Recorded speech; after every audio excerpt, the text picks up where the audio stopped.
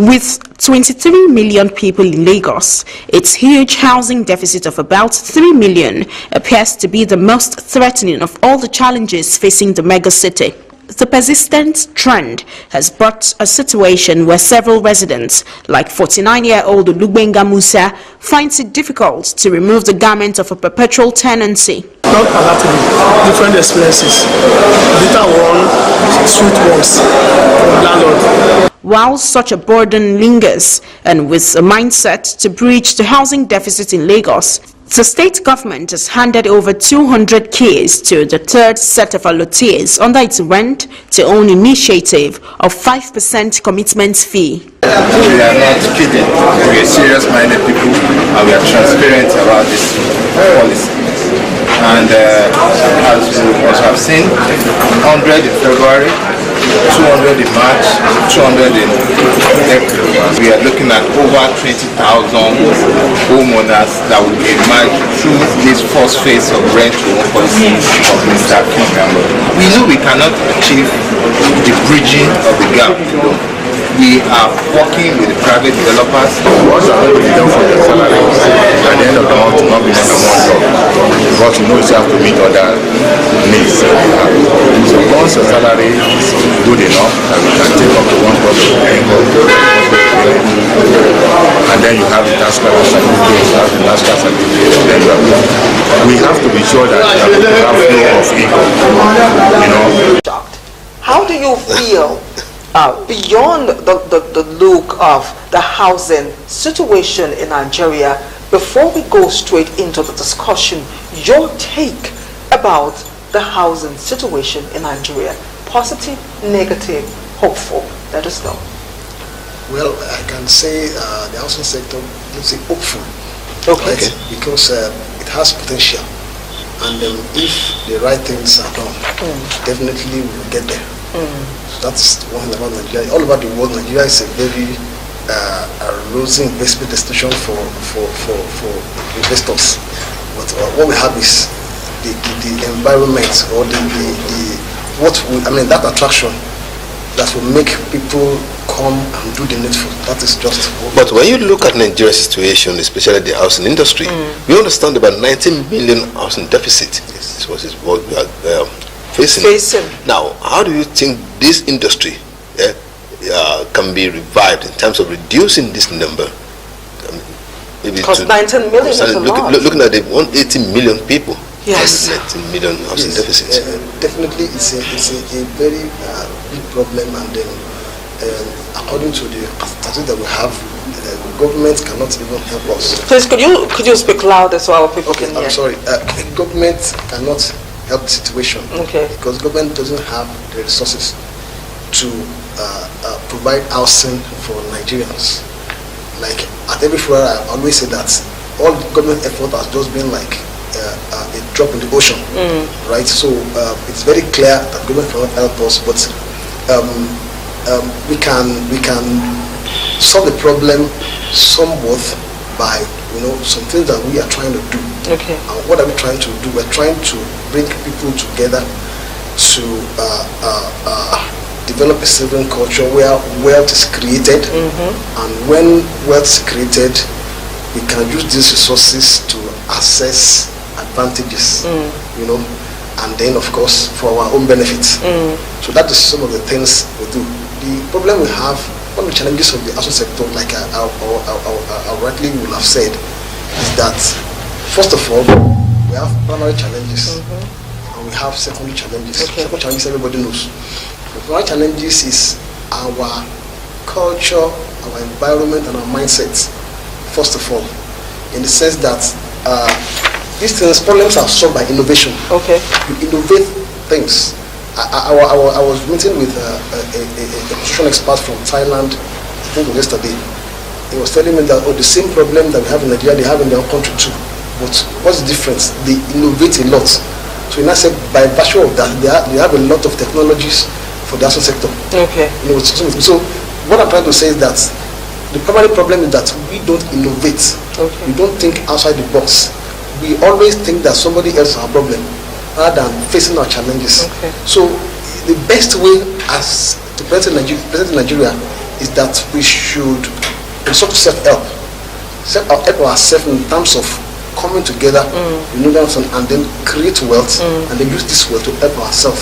Now, when you talk about innovation, most times when you go on social media or you go on some other search engine platforms, you actually see how the rest of the world have actually reinvented the environment, always wanting to find a better way, a cheaper way to do things that people have been doing all this while. That brings us to the idea of you saying we need to look outside the box. How do you think we can begin to inculcate that passion into Nigerians, especially as it has to do with housing? Must it be cement for the house to be house worthy to live in?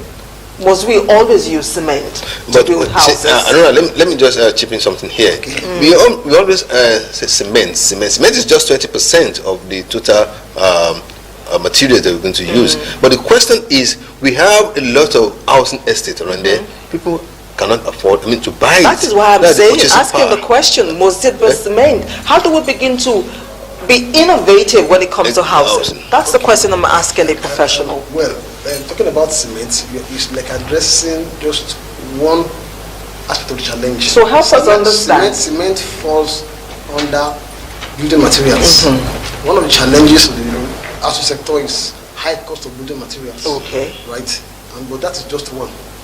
Now, I believe that with technology, we can circumvent the issue of materials. Okay. Right? But there are other factors. So what are the factors? Help us. Other factors are, for instance, easy access to land is part of it. Okay. There is high cost of land, and even when you have land, the process of titling the land, the process of those things you need to do for you to, if you actually want to follow the law, it's a cumbersome process as well. So it's part of the challenges, apart from funding. So it's a combination of so many things. So building materials, technology, we have technologies that can easily, easily circumvent the issue of cement, whatever. You get the point. But the issue of government policy, corruption, these are the issues that are hindering development in these sectors. More like. So that's. But to me, we are talking about development, the housing sector. Yes. Not that we don't have the land. We have the lands. But what have you been doing in terms of, your group liaising with the government to, release land, just like what the federal government is trying to do? Talking to all the state of the federation, give us land, let's build low-cost housing for you at a cheaper rate. What do you think you can do, to help in this direction? Well, you see, we will keep approaching the government, right? But in a place like Lagos, land is very limited. But of course, we go to other states of the federation. Of course, like Ogun State has more land than Lagos. We can always approach government for land. If you, of course, for the government response sometimes very slow. But let's assume that government will give us land. There are still, it doesn't just happen that way. You get the point. For instance, if government gives us, approach government gives us hectares of land, there are still so many things that we have to do. We have to plan the land, we have to do layout approved by government, we have to employ so many contractors, so many consultants to do so many things in order to do it the right way. These things also cost money. The money is translated to the cost of the unit of the housing that they require at the end of the day. So these things don't come cheap. You get the point. When Fashiola was the governor of Lagos State, it was asked then, when it was, providing this housing, people said that these houses are not still cheap. He said that, of course, these houses cannot be lower than this because there are no cheap land, there are no cheap cement, there are no cheap labor. And what do you expect the outcome to be? Because the government can only try its best to, moderate within what is acceptable. So, but how will you advise Anure and myself, who are aspiring to build at least 2-bedroom flats? We are not being Lagos, and we are earning maybe 50 or 100,000. What do you think should be our plan towards achieving these houses. What we do, like we run a society, right? What we do, our intention is to provide solutions. Okay. What do we mean? When we come together as individuals, we use our resources. I cannot do it alone. For instance, if you want to do it alone right now, it costs you more, right? But if you want to buy land, it costs you more. But if me, you, and several others put resources together, right, we can take advantage of buying land in bulk. Okay. You understand? When you buy land in bulk, then of course it comes to you at a cheaper price, right?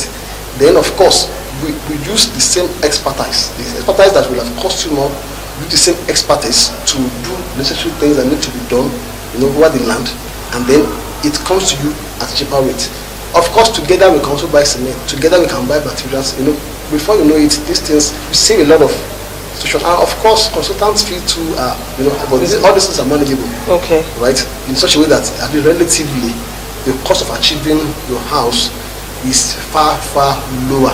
Okay. The natural fats are very, very lower. So that's good. This morning, the idea that our guest is actually selling to myself and my colleague, and of course, what we want Nigerians to know is the fact that the time when you go solo should be put behind. Get together, friends. Get together, people who aspire to buy land. You can buy in bulk, so it brings down the price by the time you divide, and of course, you can collectively begin to develop the land that you've bought. Now, this is wonderful. Before I allow you to go, there is one thing that's because I have one question which we must take a break before we go into that. We must take a break because we'll take a break. Today is Tuesday where we talk health. We're going to slip in a little bit of health awareness to you by bringing you a package on banana. But our guest is still here and our doctor is still waiting behind. We'll still talk health. Stay with us. We'll be right back.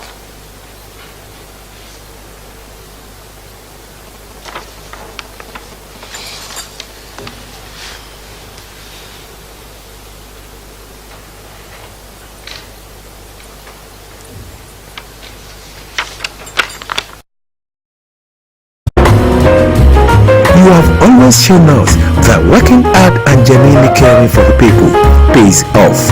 We all look up to you with respect and admiration.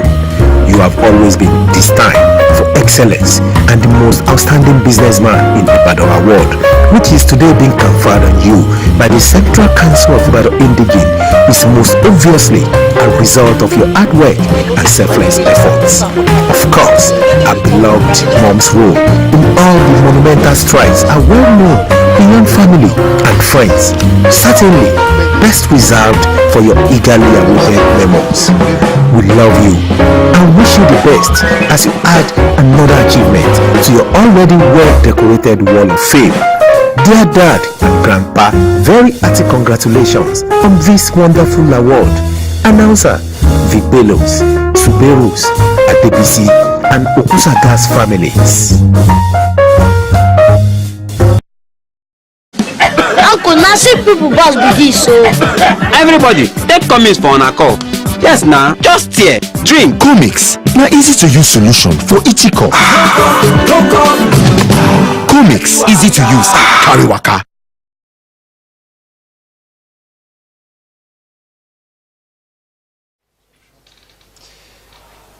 Yes, welcome back once again. If you're just joining us, it is AM Chad, Tuesday's edition. And of course, before we went on the short break, we had our guest talk about revamping Nigeria's housing sector. He's still here. Nia Adelaye is the president of Real Estate Investors Cooperative Society.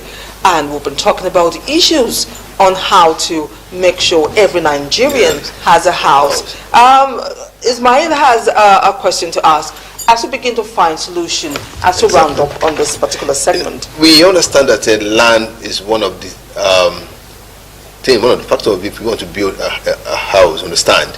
And in Lagos today, we are hearing it might be true, it might not be true that government is going to increase the land use charge about 400%. Now you'll be paying 1 million. Now you are talking about acquiring a land which is already as high as expensive. Now, on the house that you're going to build on it, you're going to pay as high as 1 million naira. How do you see this? Is it encouraging or is it discouraging one to build house in Lagos? Well, just like I said before, one of the challenges of the housing sector is government policy itself. Okay. Right? And for instance, of course, the land use charges, Land Use Act is what gives governments all these powers. But apart from that, government too also needs to run. Right? Government also needs revenue to develop the society. So, and then, of course, in government thinking, one of the things that, and one of the ways to generate revenue are all these areas. Taxes, right? And all this. Of course, to the average person, it makes the cost higher. Yeah. Right? It's a little bit discouraging in view of the economic power of the average person. It's makes it more challenging. Right? But well, let me say that's just government way of raising their own revenue. It could be protested. Government has done, I think it was April 2016 or thereabout, or 2017, when government raised even the cost of a survey plant. Right? In the Kurodu or the Lake, it used to be like 120,000 naira, but it was raised about 350 thereabout. So it's part of, maybe a way of going, but of course, to the average person, this is becoming more difficult. My advice is that rather than buy land, I've always advised people sometimes instead of buying land and troubling yourself, maybe you should just go ahead to buy a house. A house. You get a point. If you have some of